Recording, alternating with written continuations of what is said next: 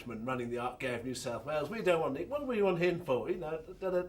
So we got off to a terrific start, and so that was when I first met him, and he was on the board. And we had and quickly you realise that Franco was a gem, a complete individual, a complete sort of maverick, and somebody who'd created his own life and had that wonderful sense of resilience and imagination and tenacity and humour and great texture.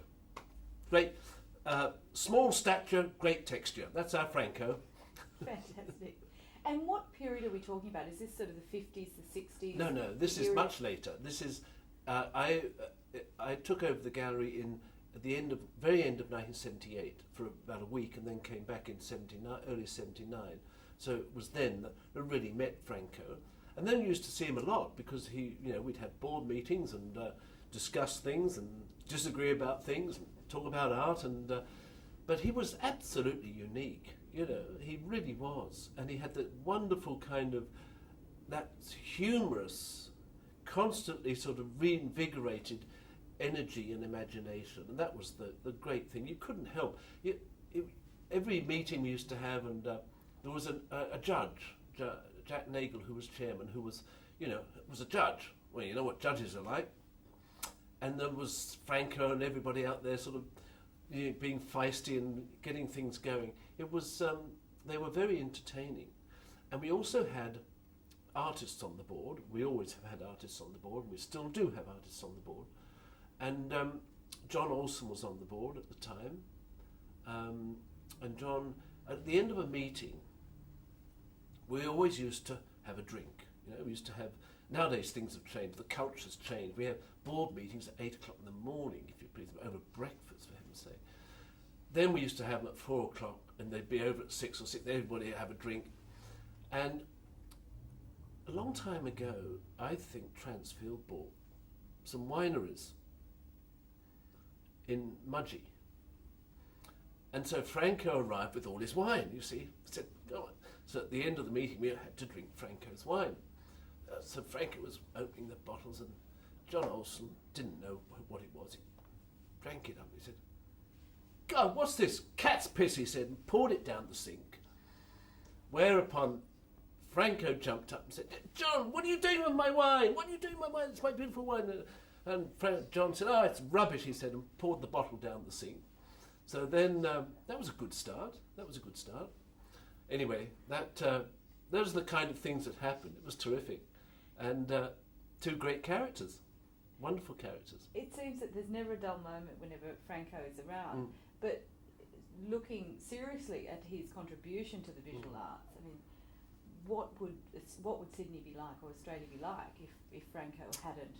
Well, look, go back to what he did at the heart of things, which was the Biennale. Now, if you take that out of the equation, you take a whole core of artistic energy and imagination out. Now, it affects the country, and it's had the effect in many ways. Firstly, in bringing these artists and the works of art and the whole energy of a Biennale to a city, which has made a huge impact. It really has made a huge impact. And it's not just the legacy of the event itself and the reputation and the image that Sydney's gained out of all that.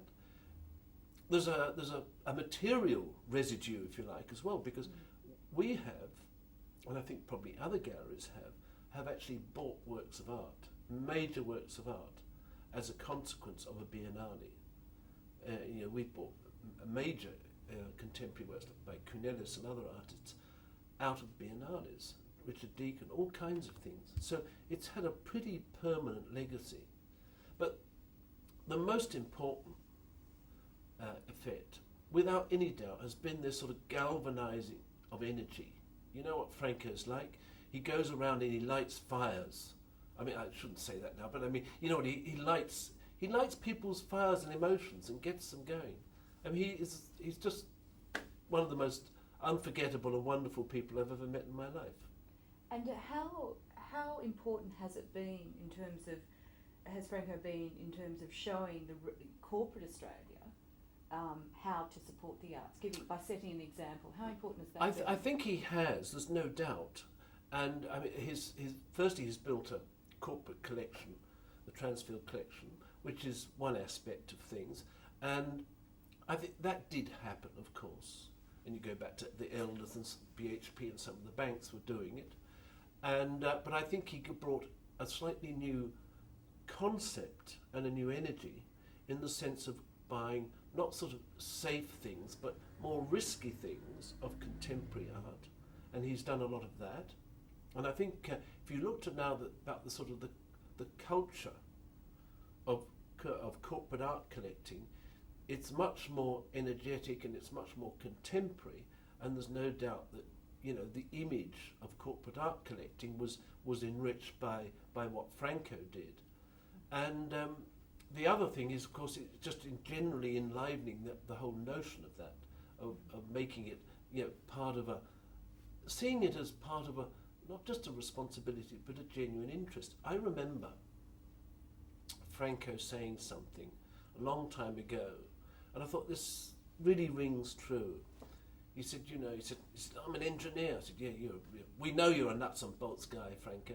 He said, like, engineers invent things, and artists invent things. He saw that lovely sort of parallel between the invention of the artist and the invention of the engineer. That says it all, doesn't it? Gee, sorry, I didn't. What was the Venice Biennale. The building, I'm not sure what we can talk about this, can't we? Yeah. It's not, the importance of, again, Franco had sort of had the Transfield Prize, established the Biennale, and then he was looking, I imagine, for other projects. And what? Well, I think what Franco was concerned about, he came here, made Australia his home, built this extraordinary business, and built a new image, a new and vital image for modern and contemporary art in this country. And he engaged with modern, inventive, creative arts in this country. And then, not quite understandably, he wanted his homeland, if you like, to see the kind of imagination that existed here. And that's a really understandable thing. And the Venice Biennale was the perfect vehicle for that. And, he was really behind the pavilion and getting everything, the Australian pavilion, and getting everything going in the Venice Biennale, which I suppose if you look at biennales around the world, the Venice is the kind of the ultimate, is the standard by which